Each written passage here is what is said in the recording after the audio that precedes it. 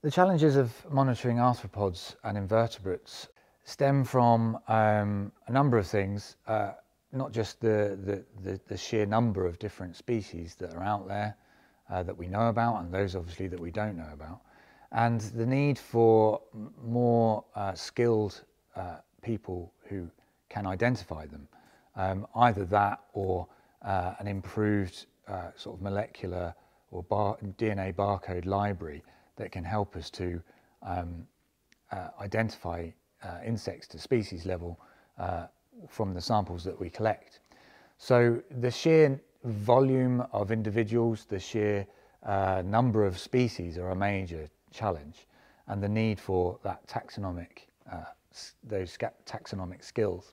But we also face additional challenges. Those challenges I just mentioned are not unique to the Arctic. They're problems that you face in temperate and tropical zones. But in the Arctic, we have particular problems with access. So there's a number of hard to reach areas that might be biodiversity hotspots, but we just can't get there frequently enough to gather decent monitoring data. So the remoteness of the Arctic, the shortness of the season, the active kind of flying season or active season for invertebrates are usually often barriers.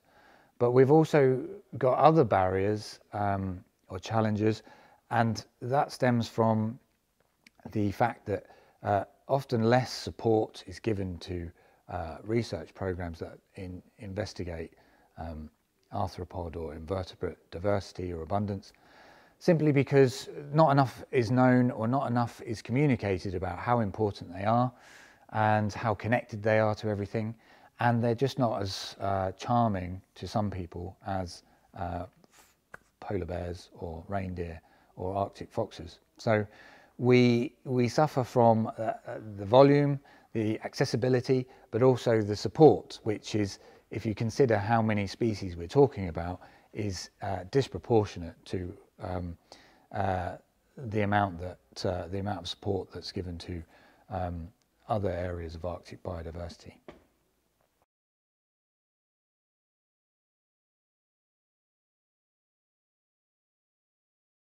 The variation from year to year in terms of numbers of species or numbers of individuals of a species can vary so much and can be related to timing of snowmelt, or it could be related to winter temperatures. It could be related to so many different things. It's so difficult to tease apart what really impacts different species and their populations.